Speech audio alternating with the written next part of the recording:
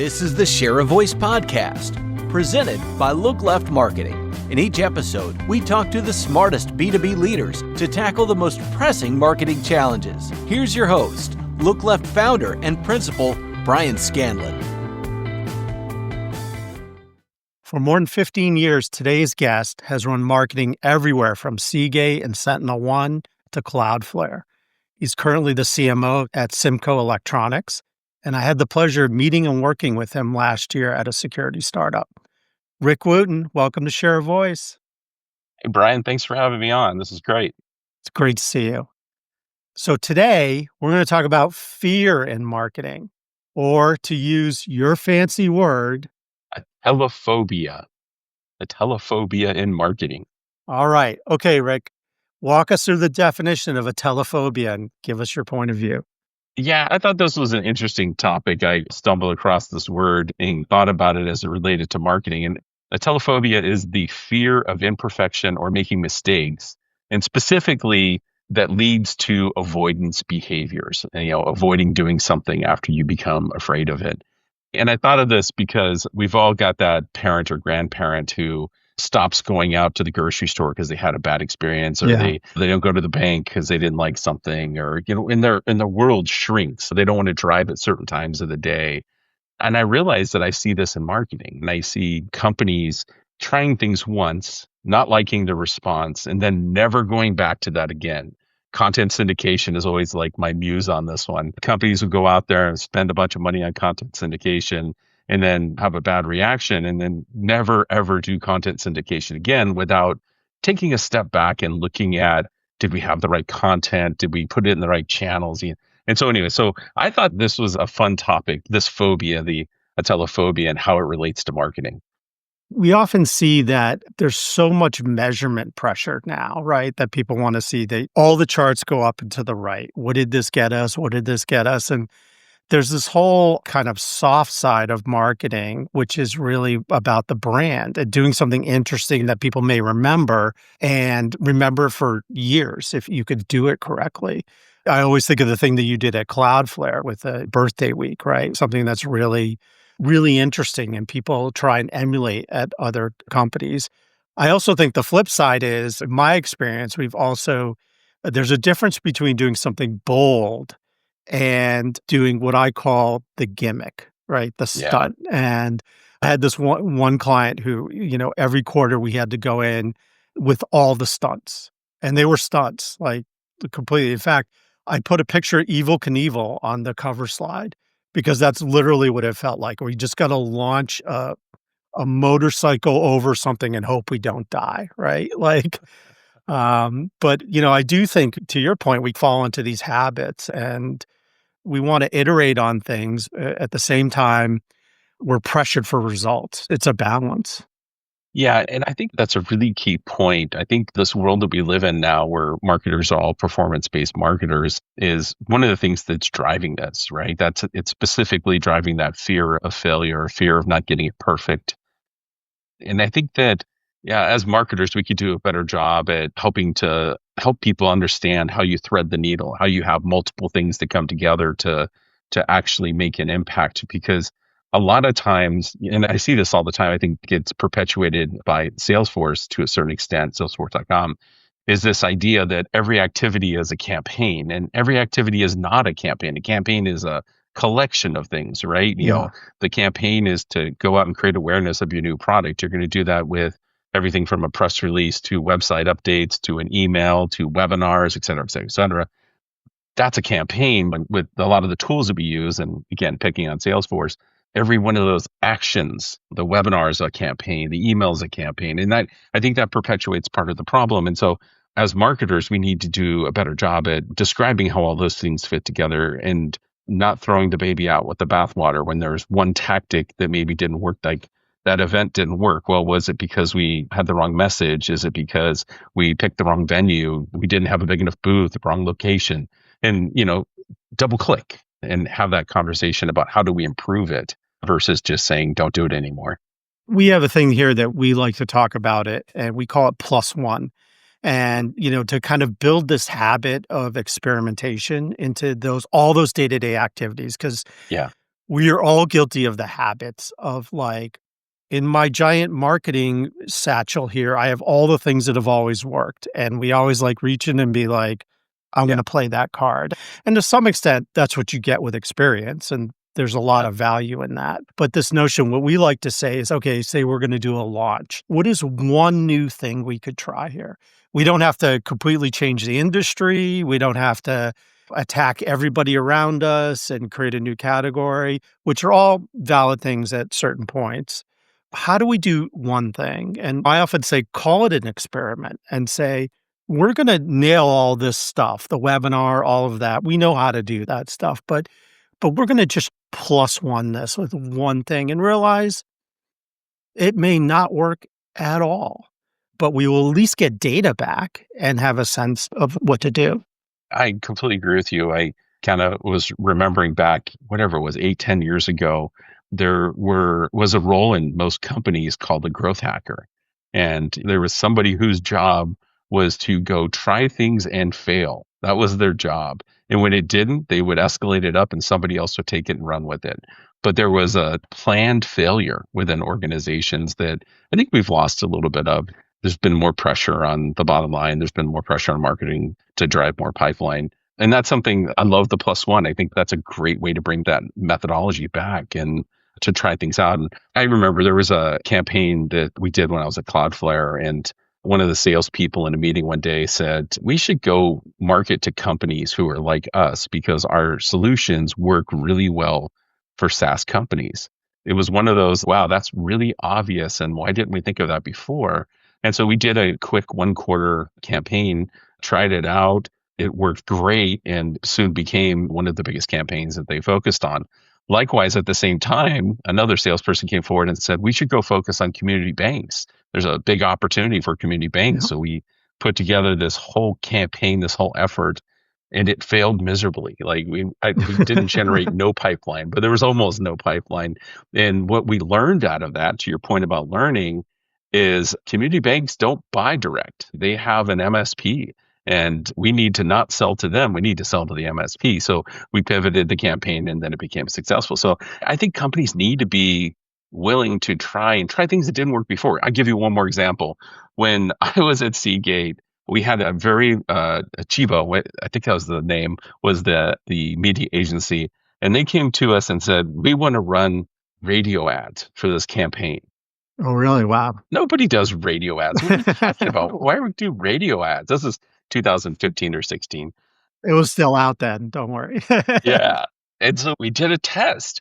And from a recall perspective, it was our number one media. Wow. And it ended up, it was a combination, of course, of terrestrial and satellite radio. And the satellite actually worked really well. And we had the killer commercial. So it was very memorable. And it ended up working for us. And don't be afraid to go back and try things that didn't work before. The environment changes, the situation changes, the clients change. Be brave. Go try new things. Yeah. And, I was thinking, about the plus one thing.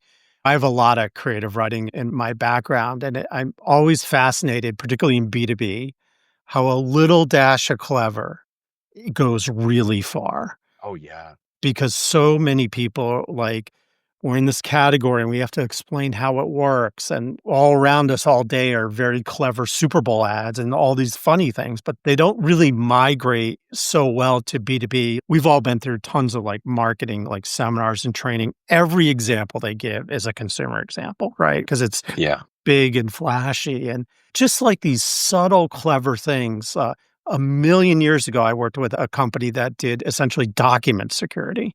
And their primary thing was the legal profession because changes and tracking changes were really material. If they saw your discussions, that could be really bad. I came up with this thing called documents are dirty and dangerous. And it started going out in emails and people were like, what do you mean documents are dangerous?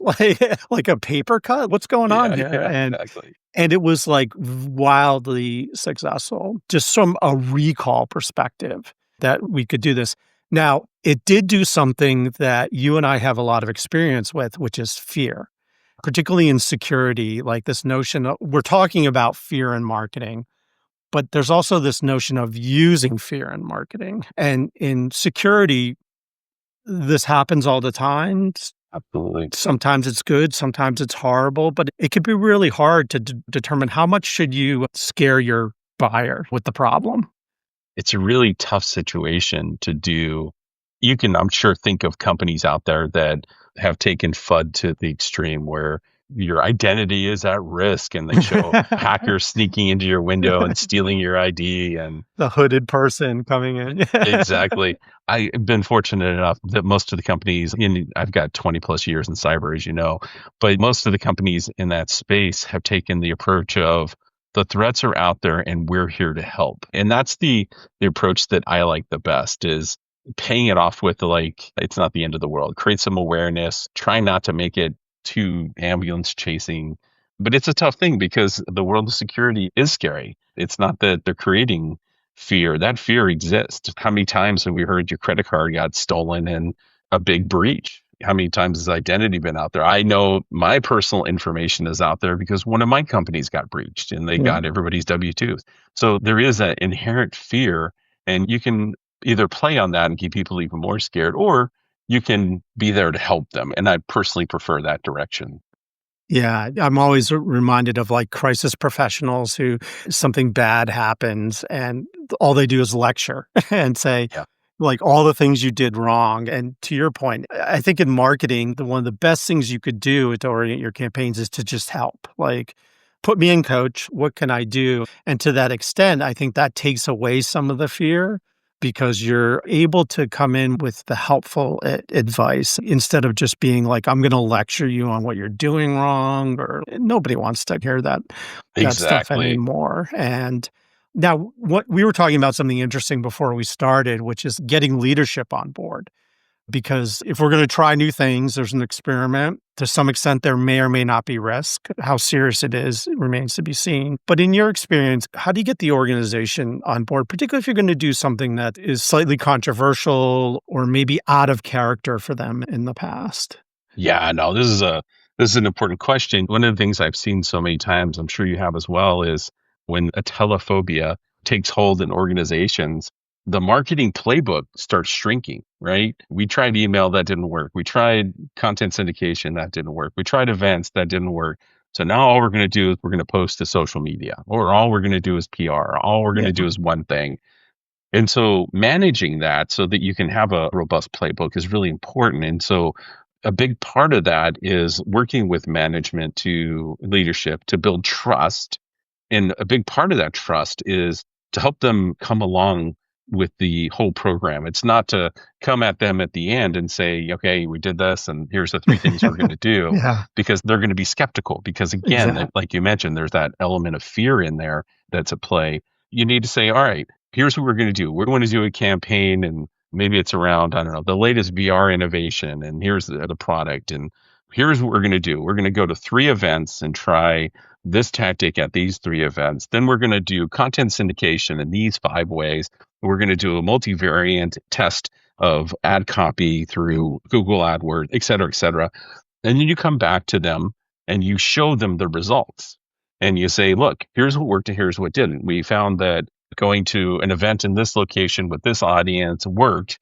But if we went to this audience, which is further away from the decision making, we found that it didn't work. Or here's a piece of content that got a lot of traction in content syndication, so we're going to double down on this. And so I think part of it is doing only one thing and putting all the weight behind that one thing puts a lot of risk at seeing something as a failure.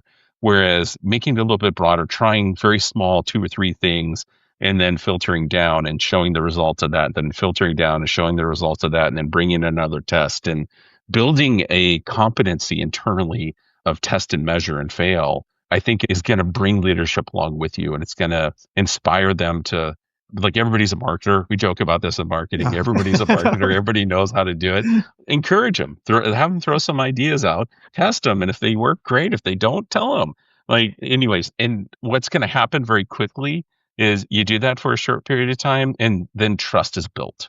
And then you don't have to go through and do that every single time in the future. And I'll tell you, as somebody who's recently joined a company, and we've all done it a couple times in our career, you join the company and then you hear, blah, blah, blah doesn't work. We can't go do the content syndication. We're not going to do it. We had a really bad experience with it. And you have an opportunity when you get there to say, it was done wrong. Let me show you how to do it. Yeah. And you can reset that. The challenge is for the organizations who have some of that historical fear, the fear of failure, the atelophobia, is to force yourself to break through that by saying, we did that. Here's what we learned from it. Now let's go try it a different way in these 4 ways and see if we can revive that program. That's a little bit harder, but that's a really important thing to do.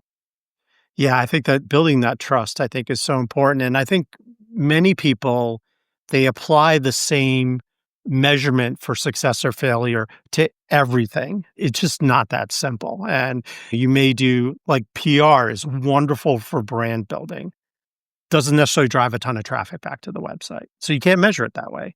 Or, an email campaign. Are you trying to get demos or are you trying to get a call? And if you don't get the demo, is it a failure because you had a call with them and it didn't lead to a demo? You may have just weeded out a bad customer or learned something about your ICP.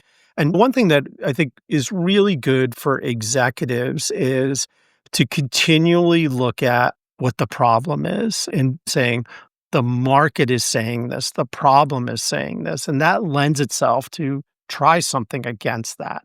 Not just try something to do it, but like there's a problem of having too many alerts in the SOC, right? It's Right. flooding you. So what is the experiment and the creative thing that is aimed at that, not necessarily the market category, right? As we were talking about, but experiment against a problem, because I think the experiment and the new thing and to get over fear is ultimately the AI overlords haven't taken over yet. We're still marketing to humans, right? They will remember things that are somewhat unique and interesting and clever. I had an office mate who's a dear friend of mine. And the first day that I went into the office, this is going to date me a little bit, but he was calling down the list to set up CES meetings. And these people are getting like 1,000 calls. And this is back when you could get the phone number, right? There was like an office and a desk. Yeah. And he would simply say, "Hi, my name is such and such, and I'm calling you with the dreaded CES meeting call." That's He booked awesome. like 25 meetings just Yeah. because he leaned into what the problem was and what had to happen. I always remember that because he was like, boom, boom, boom, because to your point, he took like the truth and he just embraced it and just tried something slightly clever. Instead of like, I'm calling you, you should meet with this company because they're the world's largest like just threw all of that like normal stuff out and just made fun of himself. And he booked like 25 meetings. And I'm like, wow. I worked with a guy at Palm years ago. His name's Paige Murray. And he was asked to do I don't know if it was a keynote or just a session, a track at an event. And this is going to date me because this was 25 years ago. And so he decided, and I've never seen somebody do this before, but I have since. He decided to take the approach of, let me tell you everything I did wrong in my career so you don't do it. And I thought it was genius. And he went through, we tried this kind of event and this happened. We tried this kind of a campaign and that happened. And then, oh, by the way, we did this Simply Palm campaign and then somebody turned it into Simply Porn. And it was just like this. He gave all the worst case scenarios of what could happen. And then at the very end, he's like, so here are the 3 things that I think you should do. From the psychology perspective, he established humility. He established that he's tried a bunch of different things. And at the very end, he says, and here's what you need to do. And to your point, like a salesperson getting on a call and approaching it with, this is that dreaded call. You knew it was coming. The dreaded download follow-up call. Totally. It breaks it because they're expecting, like you said, we're the biggest player and such, and we think you should meet with us. And when you break that code, it's amazing. It's amazing when you can do it. Great.